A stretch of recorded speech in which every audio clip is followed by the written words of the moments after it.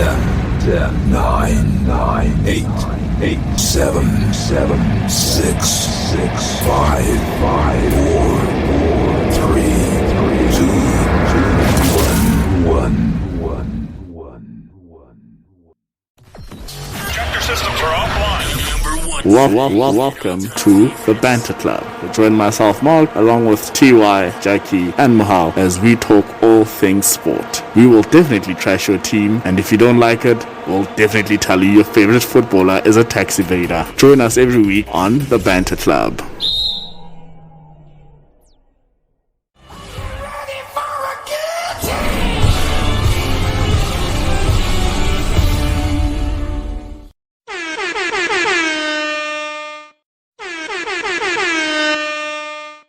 Are we really doing this?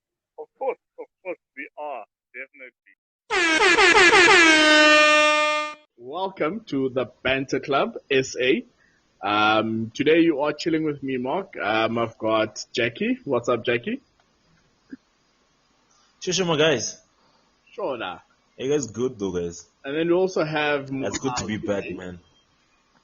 Yeah. The Chiefs. You sound tired, you. Another episode. Yeah, no, I'm fine. Only a couple of assignments here and there. And plus, you all won last week, nah? Yes. Finally you guys remembered. Alright, so TY will not be joining us today. He just dropped something very precious called his cell phone in the water. So he will probably join us next week. But otherwise, gents, yeah, let's get into it. Wow, Formula One and Moto GP. Let's start with Moto GP. What's happening on that front?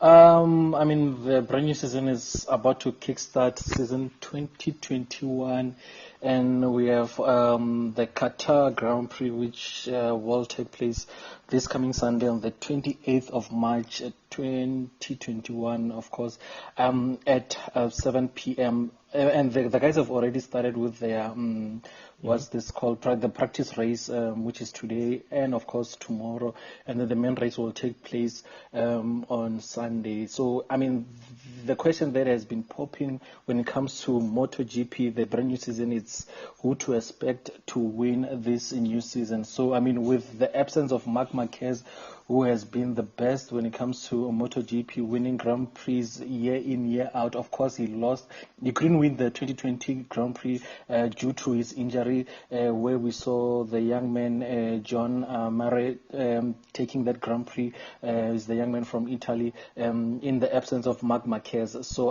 his name was the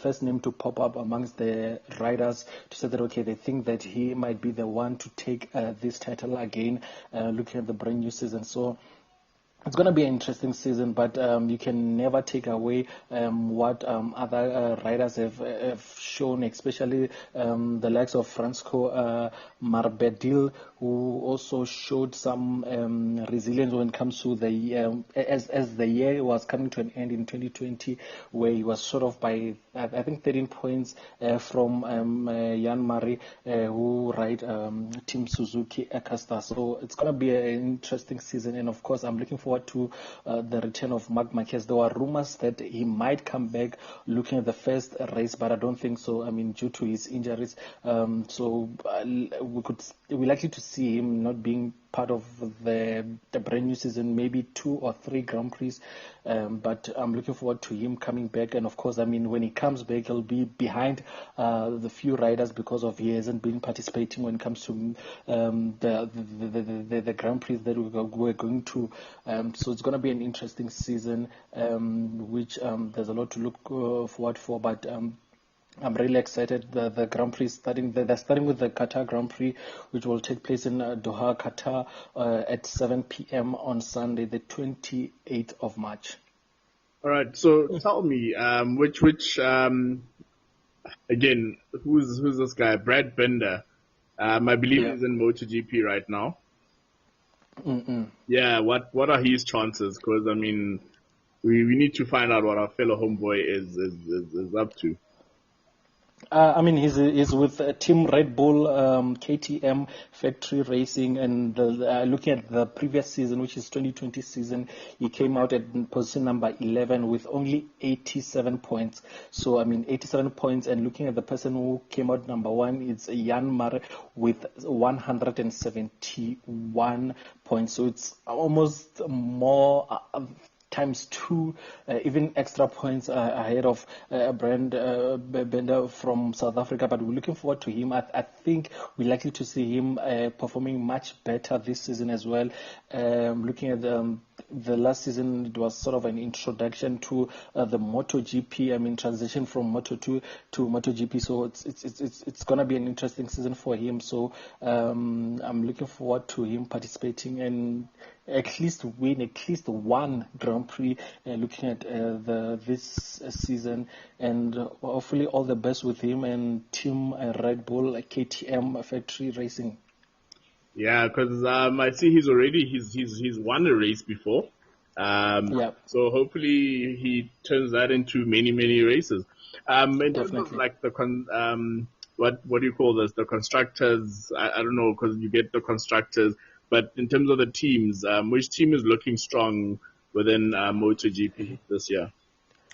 I mean, remember, it's still early days, so I mean, we haven't even kickstarted with the first Grand Prix, so there's not much that's been said, except that the likes of Marc Marquez, who has won championship, I think 13 championships, it won't be part of the first Grand Prix, so there's not much which has been said except that who is the title favorite to win the 2021 Grand Prix and who to expect coming in hard looking at this brand new season. So apart from that, there's nothing much that has been said, but I mean, I think Team Suzuki, Acosta will want to take this again the second time, in the absence of Marc Marquez for the first few Grand Prix. So I think they would want to take advantage of that to say that, okay, Marc Marquez is still not around, so let's get this guy winning. Let's get him gathering as much points as we can, and then when he comes back, he'll have to chase us. Right. So when is Valentino Rossi retiring, guys? How old is that guy? Is he 93? If you ask me now, just if you can imagine, Jay, with guessing, let's guess, which position did he take looking at the last season? Hey, man, me and Formula One. Huh? Yeah, he's in no, he's in MotoGP. MotoGP, yeah. Hey, man, I look, I haven't really followed MotoGP. It's not my area of strength. I just know Valentino Rossi because I know he used to frequent Valcom quite a bit back in the day. So that's really all I know about him. Well, he hasn't been performing well, especially looking at last season. He came out number 15 with only 66 points. I mean, he's old, 42 years of age. So, but he still got the energy here and there. He just wants to ride his motorbike, go in Grand Prix in and out. So talking about retirement, I don't think he'll announce. From my side, I would want to give him maybe 1 or 2 seasons, but there's nothing that's been said about him retiring at the moment. Alright. And then with the Formula One, what's happening there? Are they racing this weekend? Because I see they might be out on the weekend on the 28th. Yes, looking at Formula One as well, they are kickstarting the brand new season as well. Talking about season 2021, which they'll start their Grand Prix on Sunday, the 28th of March. We expect the Grand Prix to kickstart at the race to kickstart at 5 p.m. at Bahrain Grand Prix. So looking at what's been mentioned recently, I mean, we saw today's who's this young kid who's I've even mentioned his name because you guys were like to say that okay, there's no one who's gonna beat Lewis Hamilton, but Max Verstappen, he seems to be that stubborn guy who's gonna challenge Lewis Hamilton. So I mean, he has shown, looking at the test that took place today, and he has won this race. So I think there's much positive that's gonna come out of this young man. Looking at it, the first Grand Prix, I think he might even challenge that Grand Prix and win it. Tell me, But it's obvious who's taking it as always, bro. who's taking it? We spoke about this last time, and it's obvious who's gonna take it. But remember, guys, Max Verstappen with his team Red Bull, this young man has that barbarking only krach.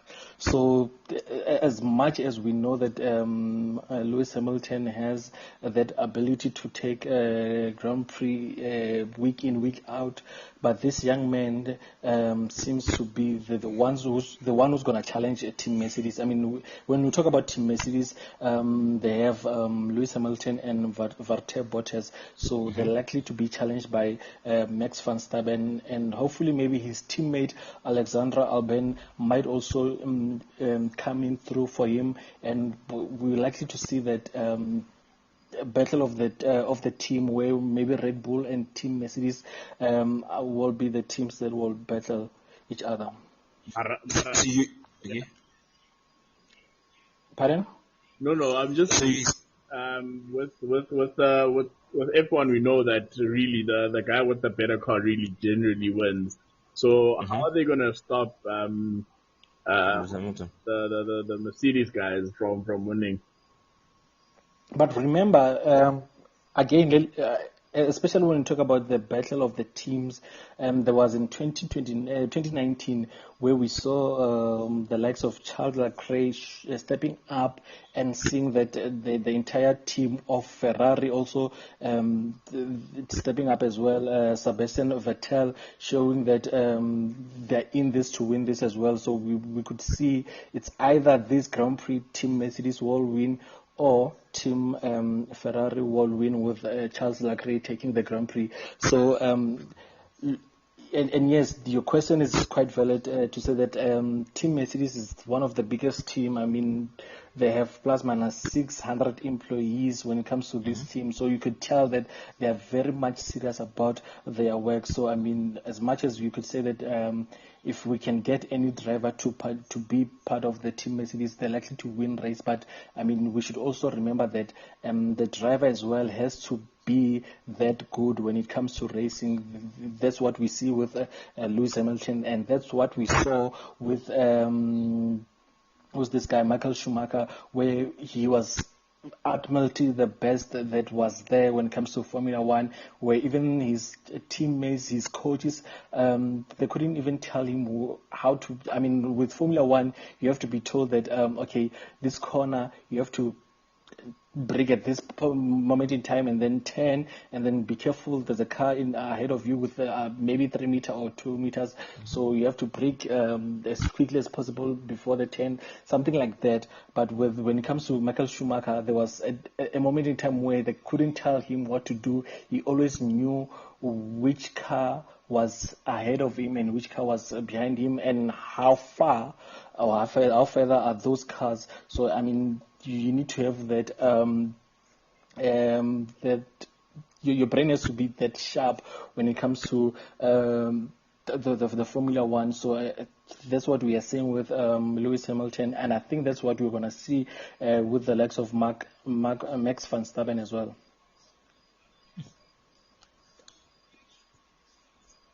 No,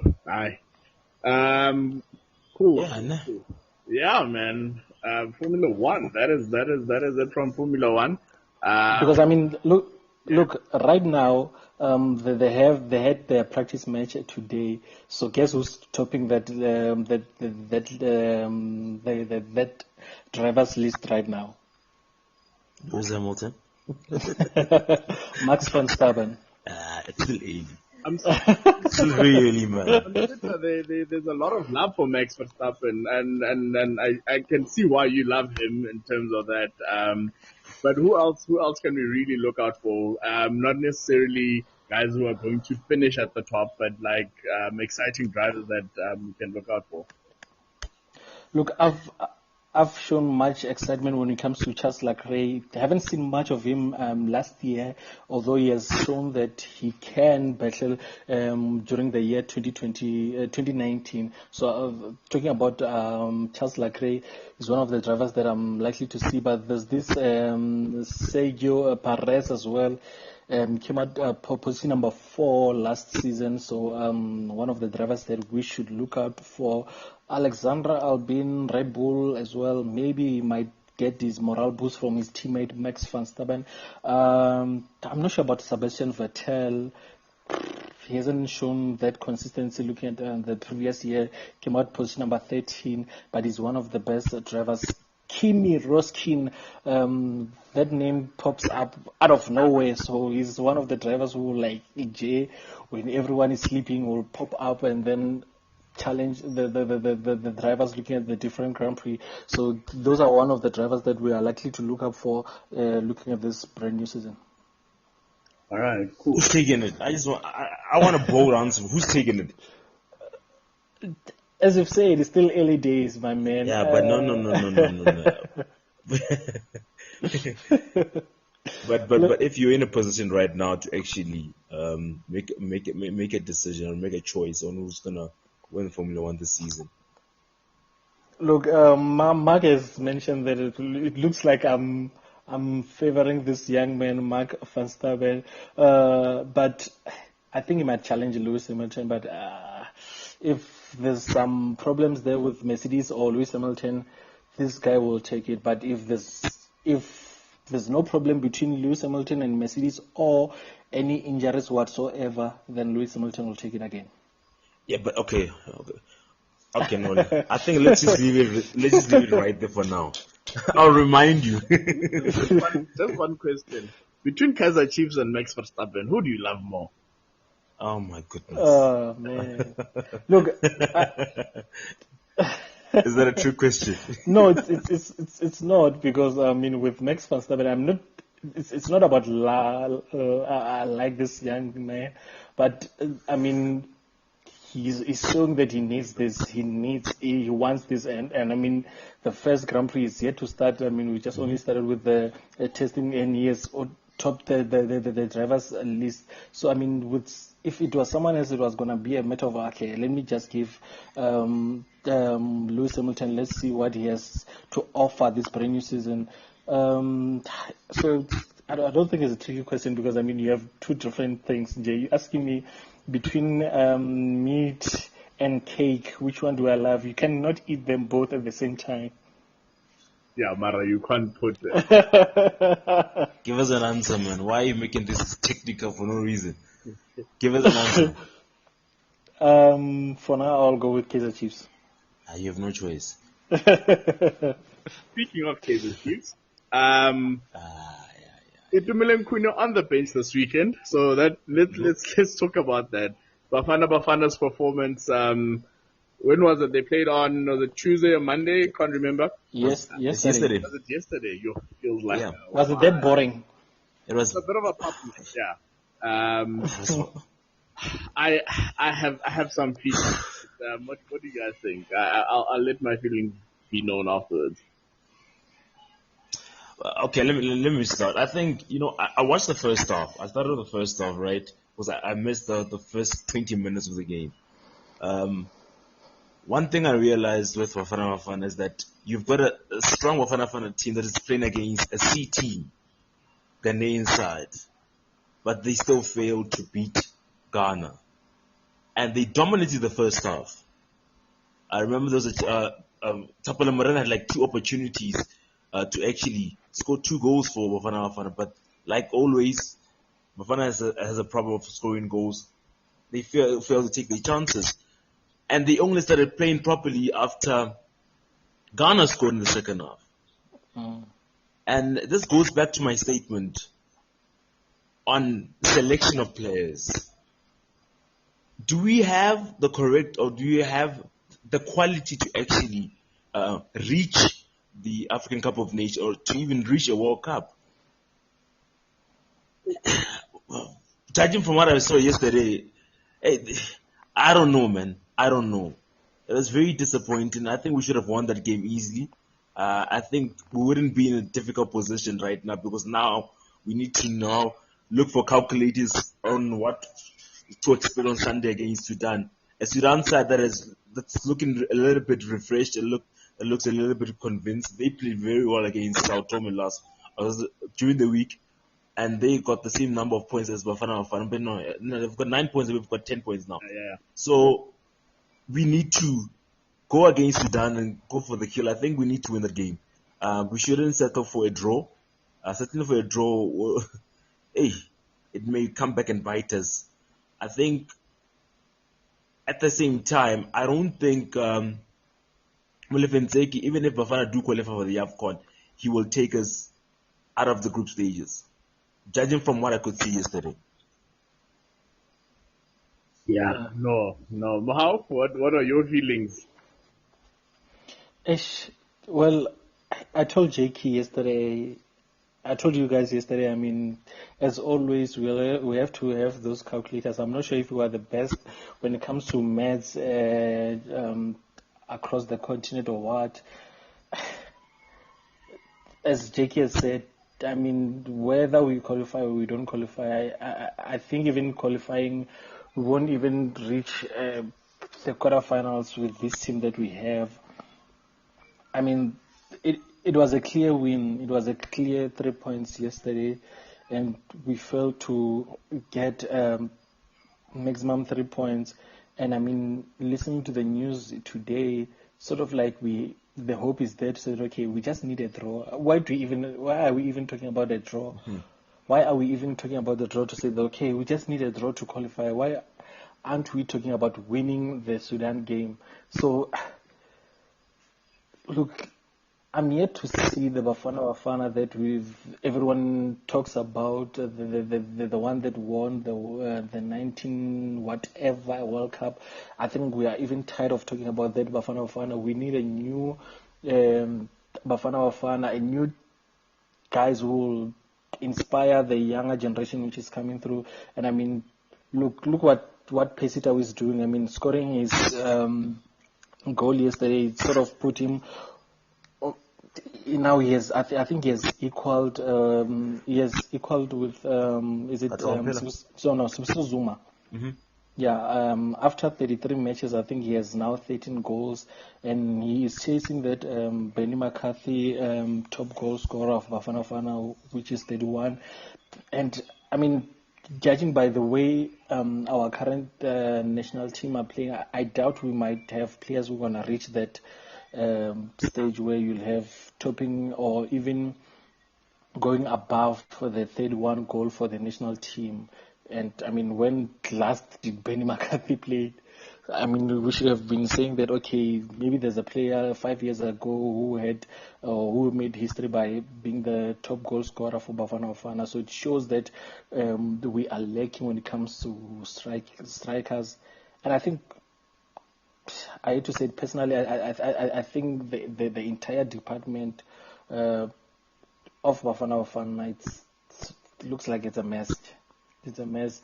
Same thing as I've said with the previous episode, to say that, okay, I mean, as much as we are afraid to say that, okay, we've been talking about building this team, but there's nothing that we are building, because you can never build with a 31-year-old guy. What are you hoping to achieve from him?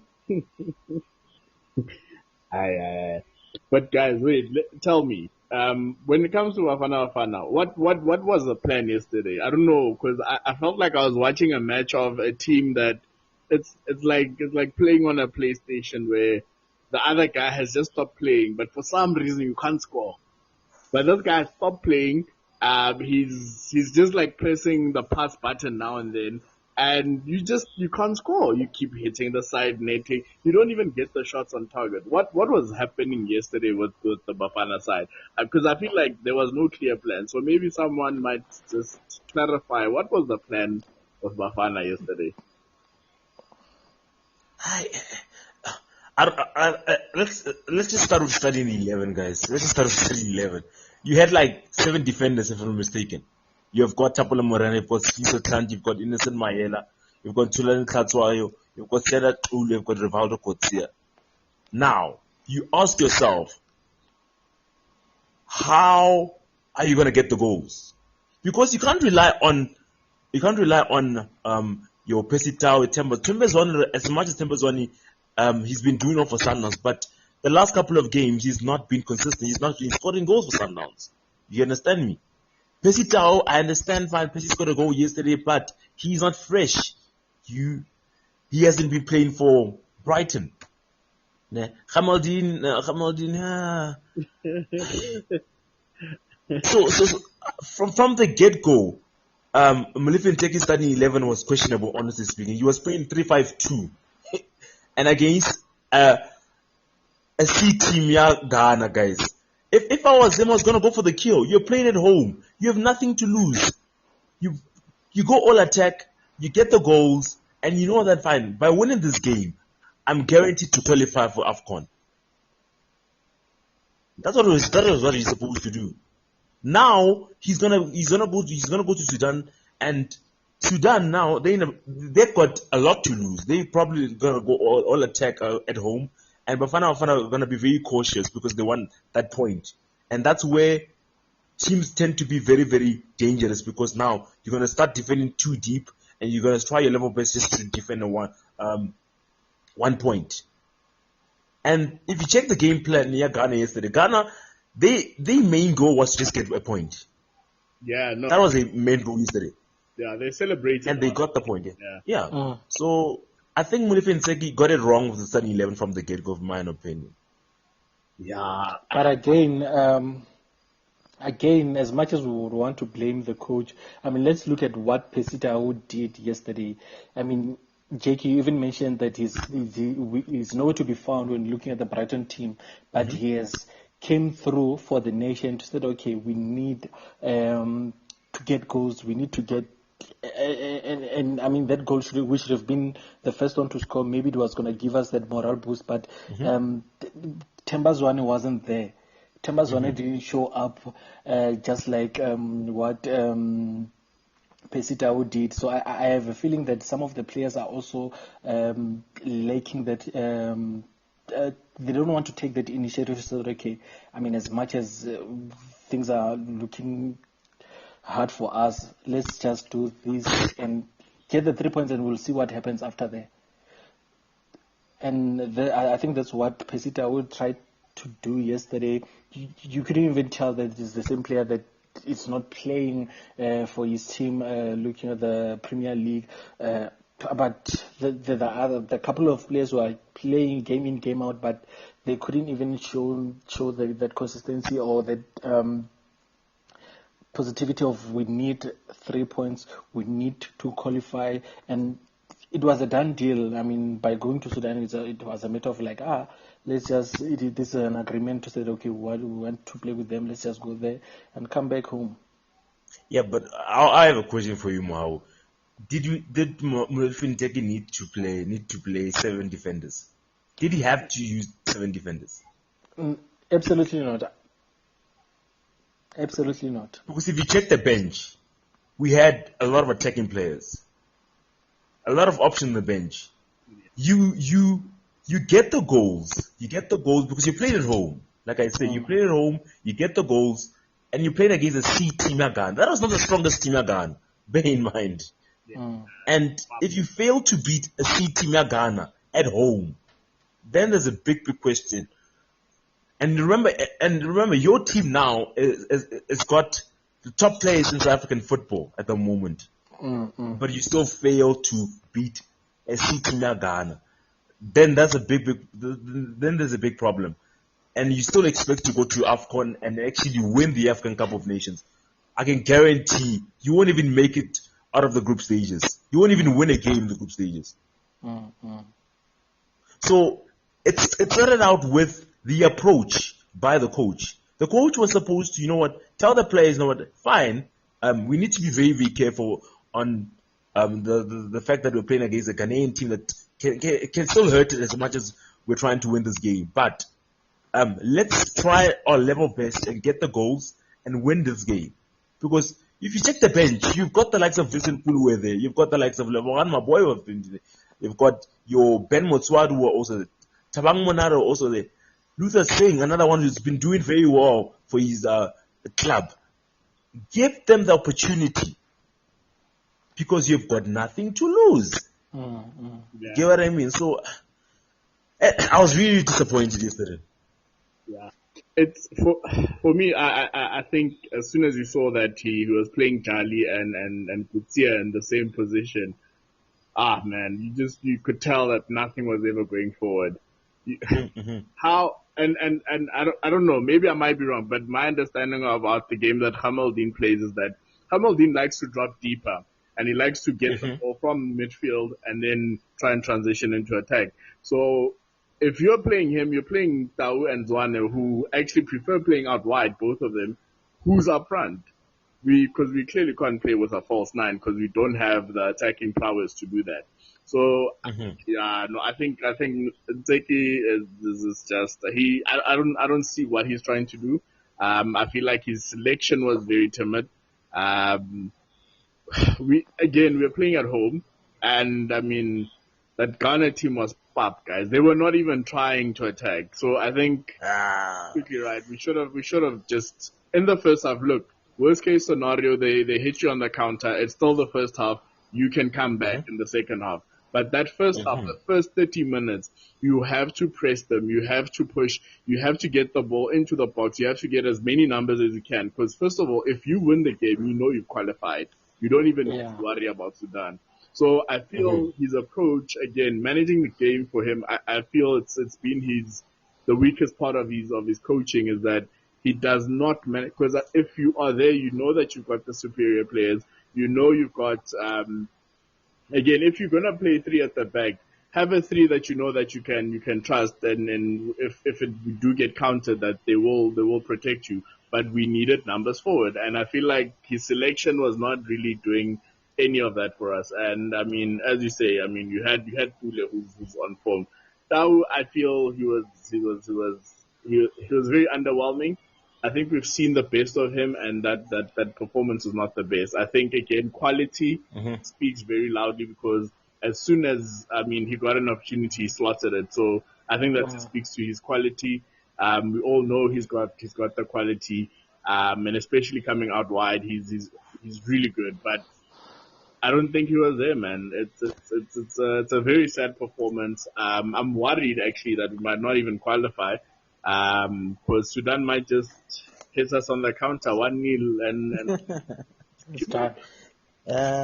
if he's gonna approach the game like Kevin Hunt, then we won't win.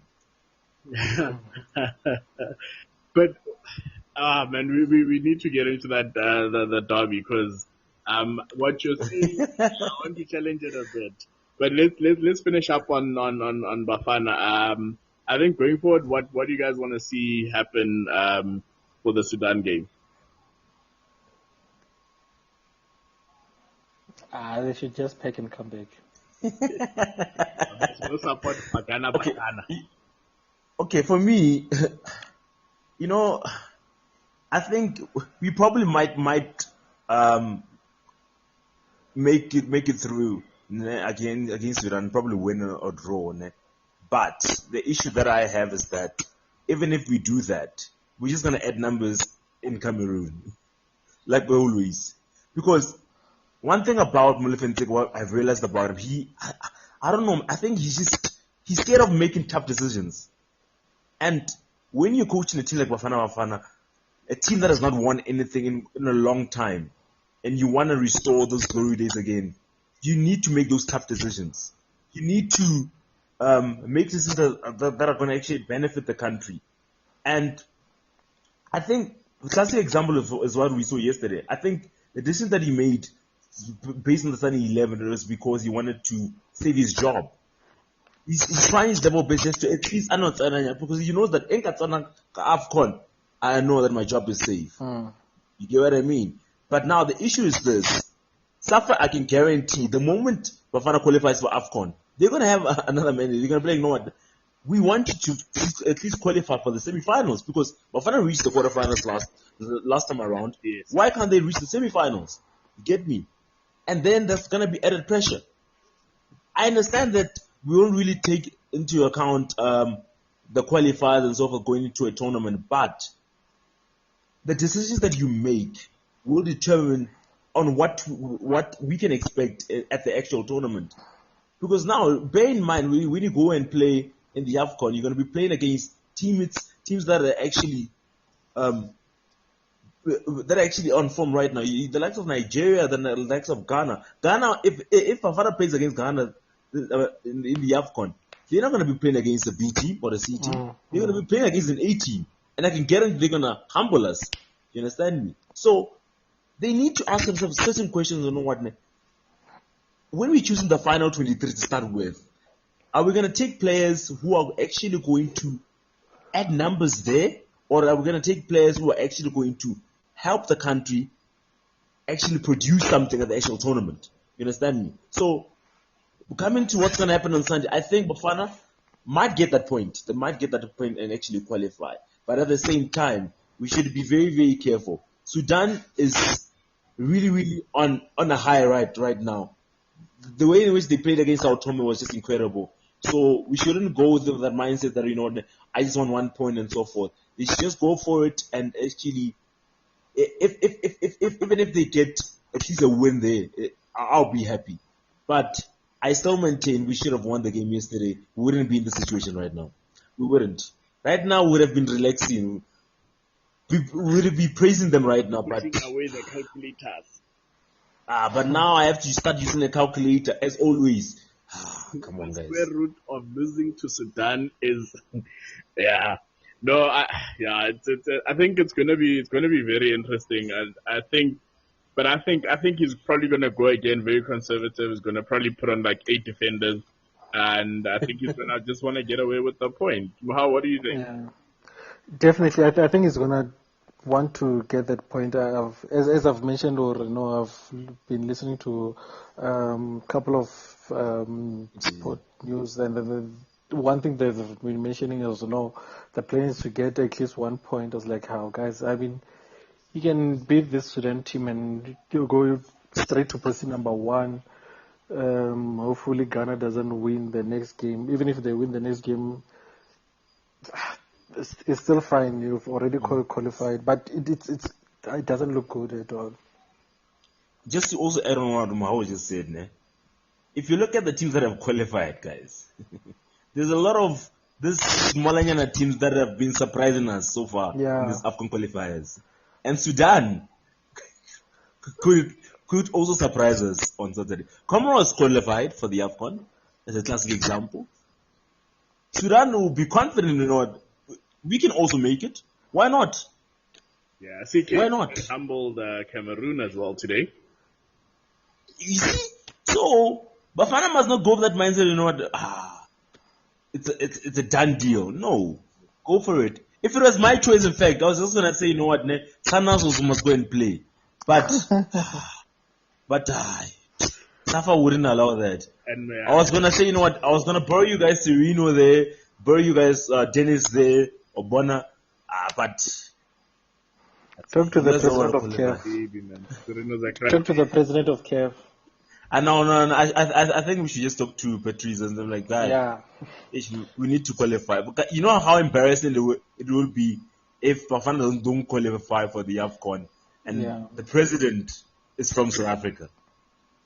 Yeah, guys, that's embarrassing. And it's also it's not looking good when it comes to the southern African countries as well. I mean, Namibia clearly they won't be part of the AFCON because they came out position number 3. As much as I think they have close to 2 games left, so they are 3 points. I mean, the next point is 6 points. I doubt they might win the last 2 games.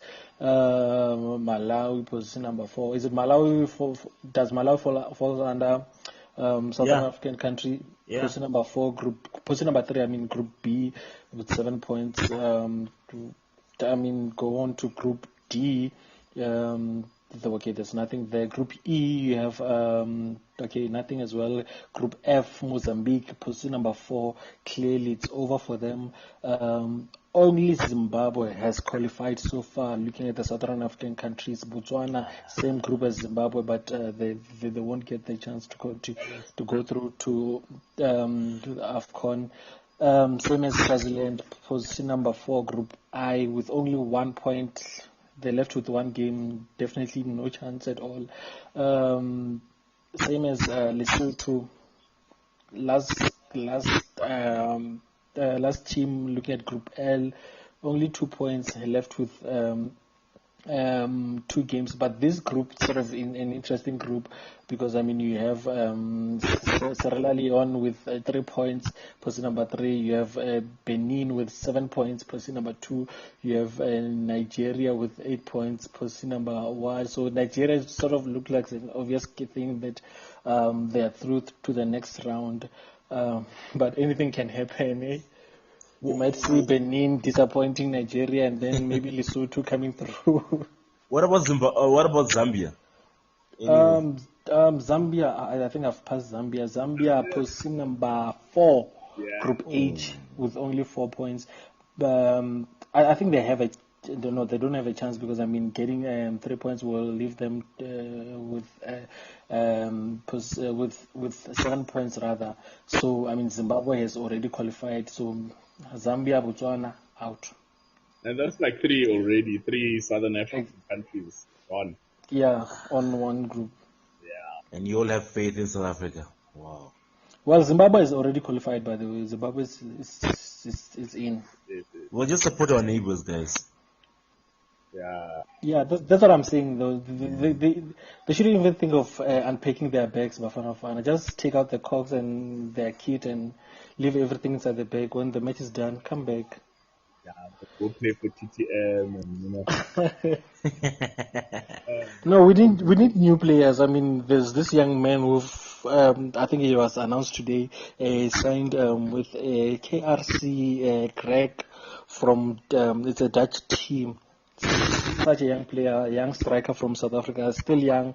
I think we need such kind of players to be taken through to the national team rankings, under 17, under 20, 23, and up until Bafana Bafana. That's when you'll know that, yeah, right now we are really, really, really building. We should have such plans to say, okay, this young man, Rele Swartz, how old is he? Let's take him to the under 17. We need him there. He might not get any game or even 1 game in a year. It's fine. Transition, move from under 17 to under 23. Get that understanding of representing your country, playing for the national team. Play those tournaments, the CHAN, whatsoever, and within under 23. By the time you go to Bafana Bafana, you have already gotten the understanding of playing for the national team and playing against other national teams. So, I mean, having a player from Kaizer Chiefs or from Sundowns who is 29 years of age and hasn't even played against any country or played for Bafana Bafana, and like, okay, we are building a team for come 2022 World Cup. What are we expecting to get from that? But That's the question. But the age group, do they? What's our identity as a country? Because I've watched some of the under 23 games in years past. I've watched the under 20s. I've watched the under 17s. They all play different brands of football. So what is it? Because I mean, these players might play in the age group, but are they going to be ready for Bafana if they don't have an identity? Quite like, let's take a Germany for example. They've got an identity. You've got who's this? Spain, when they bring through their players, it's very similar from age group level to the national team. You have who are these guys that are okay? France is very all over the place. They're similar to England, but there's some continuity in the age groups. I haven't seen that with us because I mean, as you say, a 29-year-old guy comes into Bafana and what is he adding? I mean, he hasn't played age groups, just pops up. So what's the plan? I don't see the identity. We start very young and then we lose them, and then we bring in these guys that come out of nowhere. Yeah, because I mean, looking at what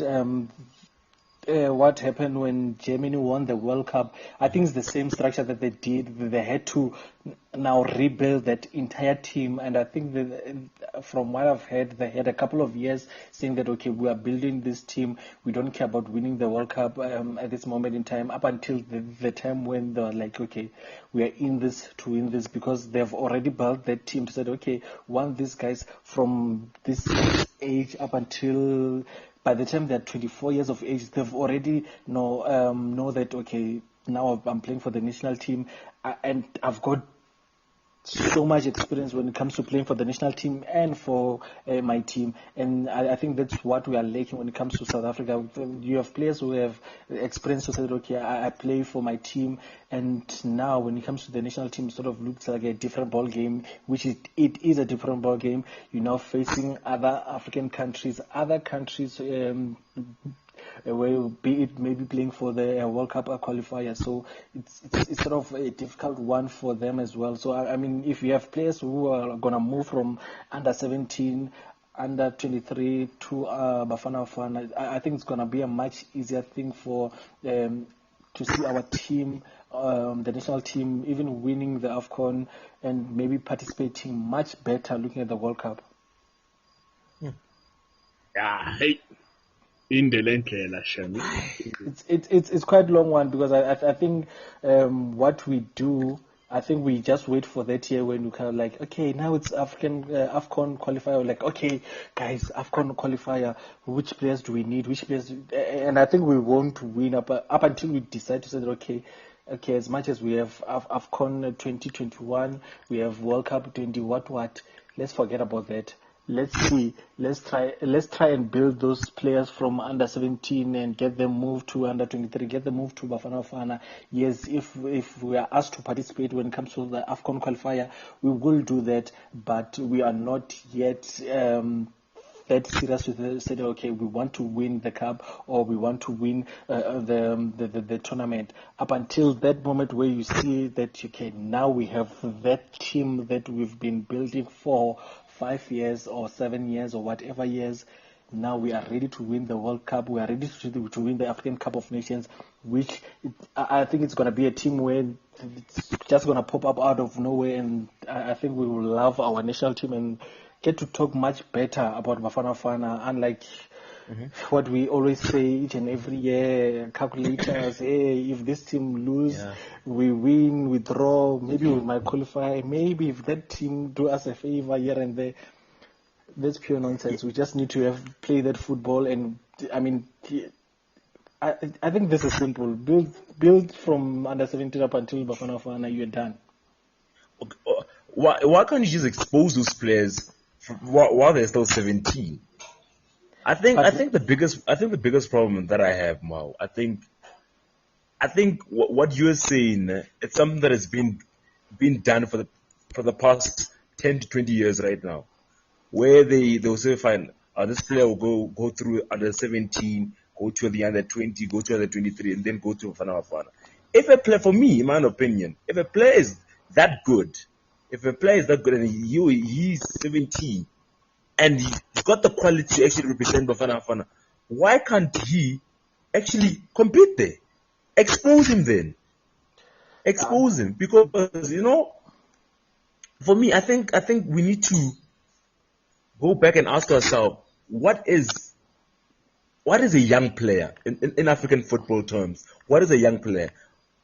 You need to ask yourself that question. What is a young player in African football, and what is a young player in European football? Because what we see in Europe and what we see in African football is totally different. We see that a player that is 23 years is a young player in African football. But when you go to England, you go to Italy and so forth, they even say that in fact a player that is 23 years is actually he or she's actually matured enough to actually and represent their country, because by that time they actually know what they're supposed to do. A classic example is our player. There's a player at is it Barcelona? What is this kid's name? What is his name, Ghana? Puig You guys know the huh? that Ricky Puig or Puig, whatever his name is. There's another one, the black kid. The striker one, Ansu Fati. Yes, but classic example. The manner in which that kid is playing right now, you would actually think that he's been playing for a long time because he's been exposed. He's been given an opportunity to actually represent his country and represent his club. Expose those players early, and I can guarantee Bafana will actually start performing. And also bear in mind, the biggest problem in South African football, biggest problem in African football is that we don't look at long term. We want to solve a problem at that specific moment, and then we're gonna go back to the same situation that we were in. So Safa needs to ask himself a question: do we wanna resolve the situation by going back and taking this Bernard Parker and so forth, and getting these old players to actually compete for Bafana Bafana, or are we going to get a new generation of players who are actually going to start competing and pick those players based on choose those players based on merit, basically? I think a classic example is a player like Luther Singh. Luther Singh, in my opinion, by now you're supposed to be a starter at Bafana Bafana, but because of favoritism, because of what's happening behind closed doors, he's not being given that opportunity. A player cannot constantly perform for his club and still not be given an opportunity. It doesn't make sense. So give a player or give players an opportunity. If they are good, if they're 17, 16 and they're good, then give them an opportunity, because there are players that are 23, 24, 25 who actually not helping Bafana to actually compete against the top teams in the continent or in the world. So it makes no difference. So I'd rather have a young player that is actually making a lot of mistakes, but actually is going to benefit me in the long run, than a player that is 28, 29 years whose career is quarter to end. It doesn't really make sense to me. So expose those players at a young age. If you are that good, then you have to represent your country. Why can't we learn the same thing from the likes of Spain, the likes of Italy, the likes of Germany? Germany is a classic example. Mao mentioned a very valid point. Look at the German side. Immediately after losing the World Cup, they won the World Cup in 2014, and they went into the Confed Cup in Russia. That young team won the Confed Cup. Yeah, true. A team that was actually prepared from the previous World Cup in 2014 till the 2017 Confed. So we need to learn from these countries in order for us to actually start achieving something. We can't blame. We can't say that it's because of the system. No. It's because of our problems. We don't want to give the young players an opportunity to actually show their talent, and that's why we're in the current situation that we're currently in. And I mean that's what I was saying, to say that okay, it's as if we wait for CAF to announce, to say that okay, Bafana Bafana would be playing on Wednesday, when and like, okay, we are playing next week or next month or next year, guys. Which players do we want now for this coming AFCON qualifier?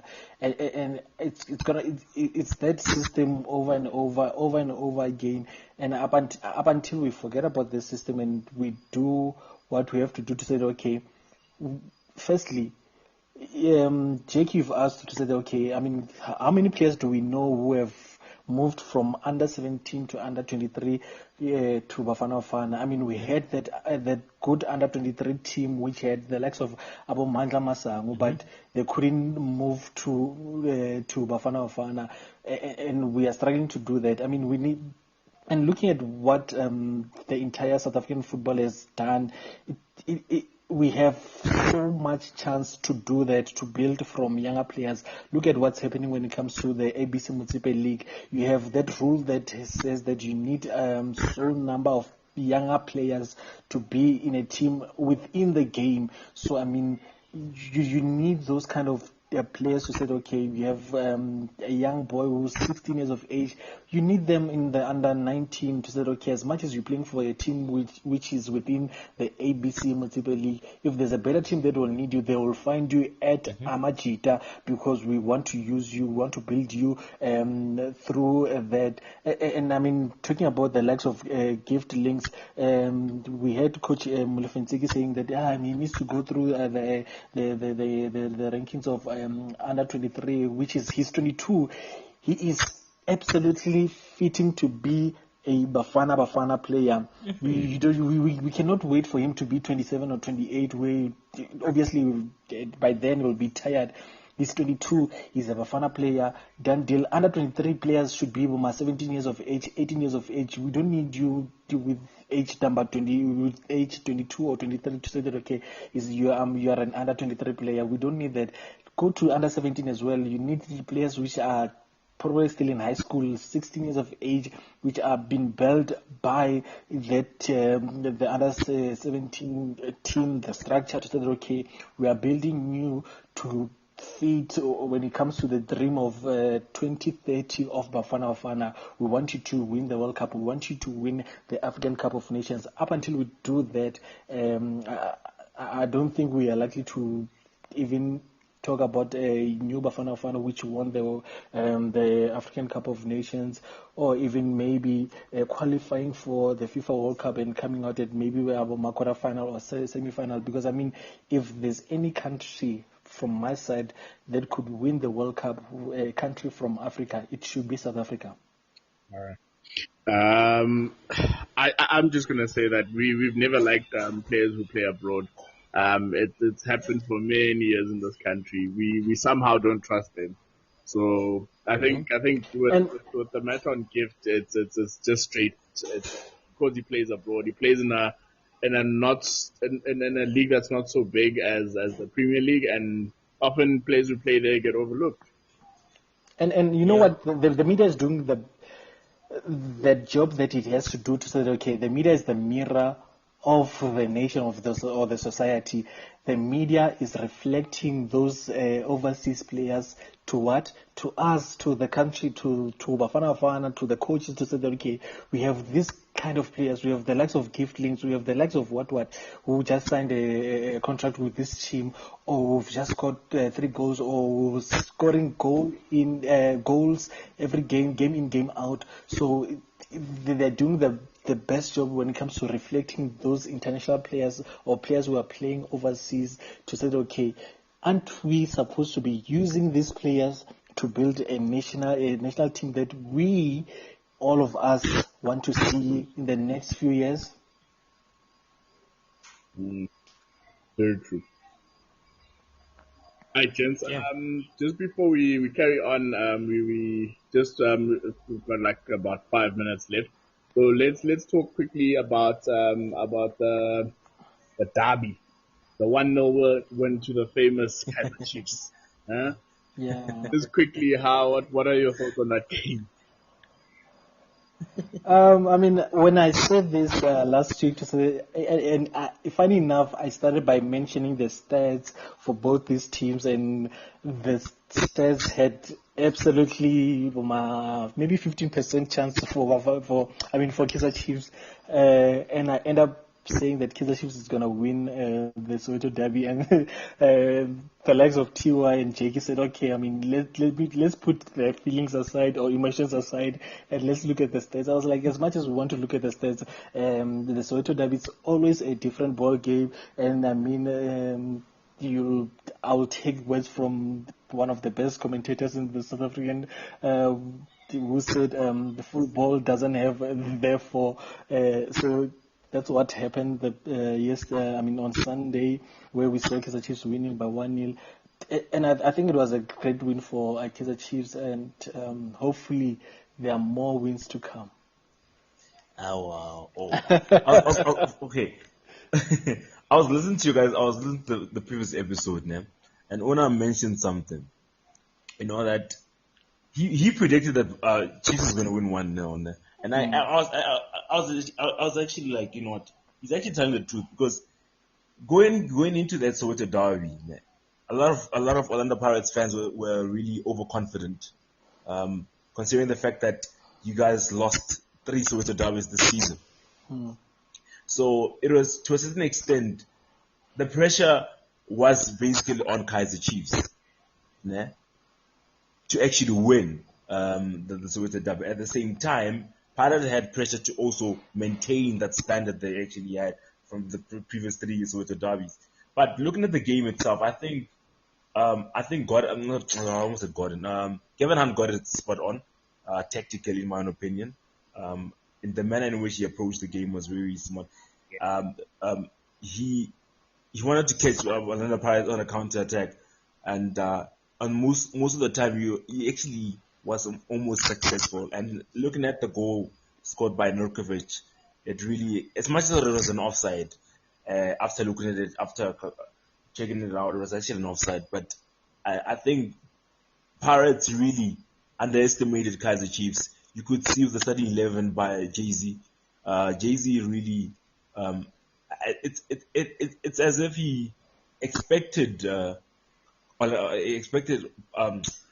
fringy players of Orlando Pirates to actually get him a result, and they did not do that in the first half. Such an extent that he had to bring in the form players like your Macaringa and so forth. But the moment Nurkovic scored that goal, you could clearly see that the Pirates, they were not going to win the game completely. So looking at Kaiser Chiefs, I think it's a step in the right direction. Winning a Soweto Derby can actually change an entire season. So hopefully they can continue this momentum. Me personally, I wouldn't want them to continue the momentum, but for your guys' sake and your own sanity, I think they need to start getting those results in order for them to actually make it to the top 8, because the Mutauns did say that the mandate this season for Kevin Hunt is that he needs to reach the top 8, and he needs to actually reach the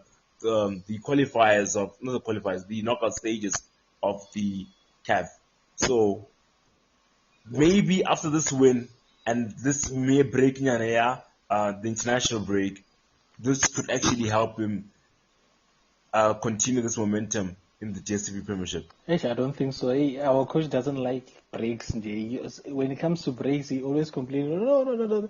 The breaks, this is breaks. And he has mentioned those things. Remember when he was coaching Vet as well? Yeah. He hates any FIFA breaks or cup breaks, especially when his team is not playing.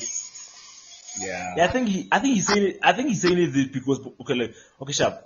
To a certain extent, I understand where he's coming from, because if you look at Chiefs right now, they won a Soweto Derby, and they would want to continue that momentum, have a lot of games coming in, just to have a momentum continue. Because if Chiefs wins 3-4 games in a row, that's going to change the entire season. You get what I mean? So Gavin, I understand what it is, but I think the biggest problem with Gavin Hunt, and I've realized this season, is that his team is not consistent, and he's got a tendency of changing too much. You see, so that is the worrying factor that I have with Gavin Hunt, and that could actually, towards an extent, really affect where Chiefs might end up at the end of the season. Because if Chiefs don't end up in the top 8, it's gonna be a horrible season. I think it might be a good thing for them not to end up in the top 8, because I think they need to realize the magnitude of how bad they really are. It's been a torrid season this season, and I don't think if they get top 8, then they're gonna get they're gonna get the Arsenal medal to say, look, we've achieved something, and in all honesty, they wouldn't have achieved anything, because top 8 is not really a competition that you should be aiming for if you're a club like Chiefs. So I think it's very important for him if he really wants to. Yeah, Mara Kevin, I don't know. I think this job just came at the wrong time for him. Um, Yeah. he's and yeah, it's just at the wrong time. But I think definitely, honestly, Chiefs does not deserve to be in the top eight. Um, but at the They same deserve time, to be relegated. I know the Chiefs wait, man. We can't relegate Chiefs. The biggest club in the country, never.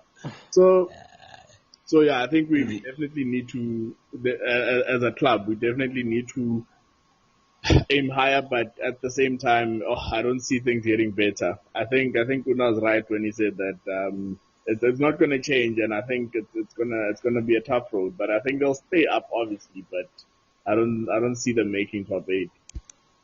But yeah, I think they have a chance of winning the next two games. I mean, they're playing against Stellenbosch at home, and they'll be visiting Baroka FC.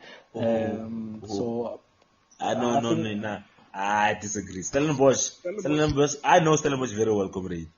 Oh, but Baroka has a tendency of being a disappointing problem. the bigger teams.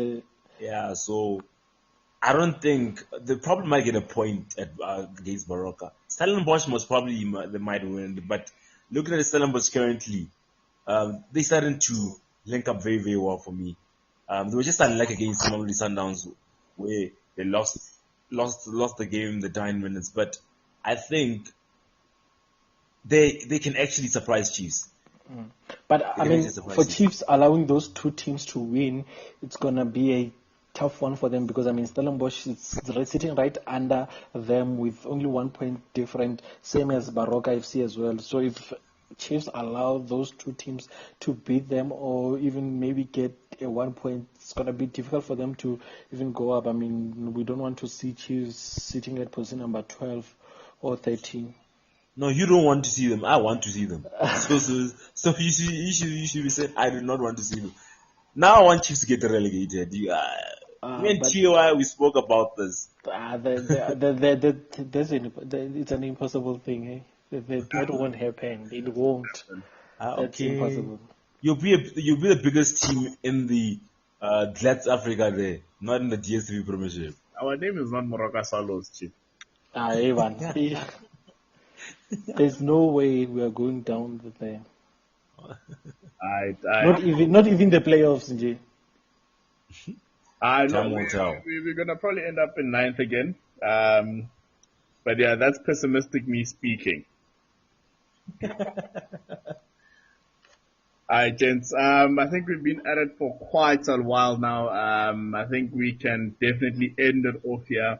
Anything from your gents' side? What else can we look out for? What's happening? So yeah, what closing comments there? Prediction of Bafana Bafana.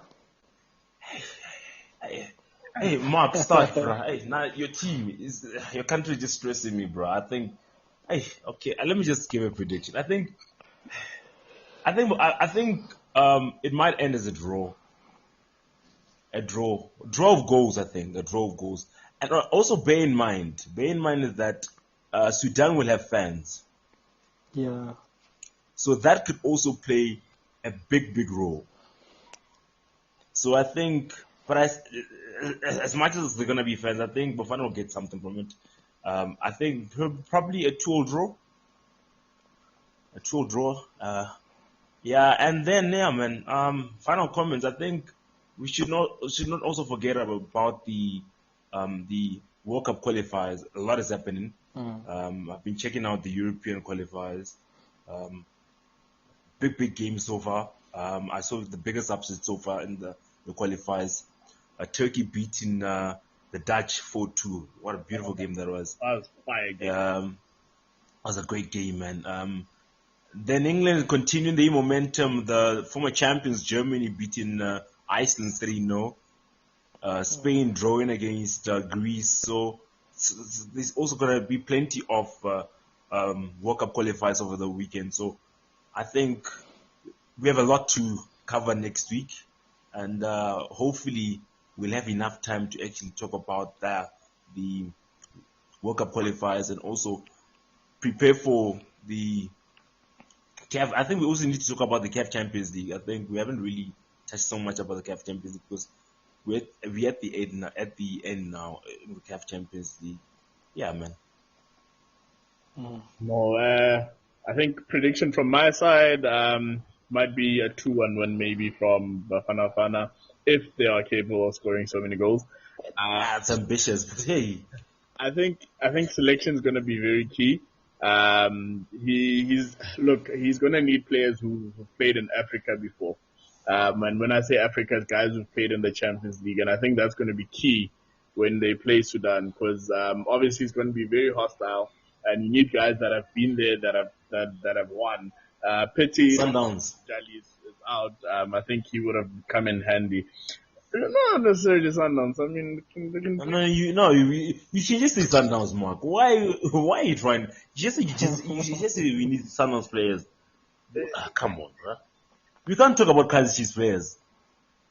But there's like kind of who? It's Queen and who's from Kaiser Chiefs in the squad. He's the only one. Is Mato around? No, he's not. Hey, but anyway, yeah. We're gonna need guys. Mokwena's who's Tapelo Morena's gonna be quite crucial, because I mean he's played for a couple of years now. So I think maybe even play Maboye, because I mean he's played in Africa a bit. Even though he doesn't get as much game time at Sundowns, because I mean you can't really unseat Shalulile there. So I think hopefully we'll get 2-1 win. Maybe this time we can finally just dance and actually qualify for a tournament.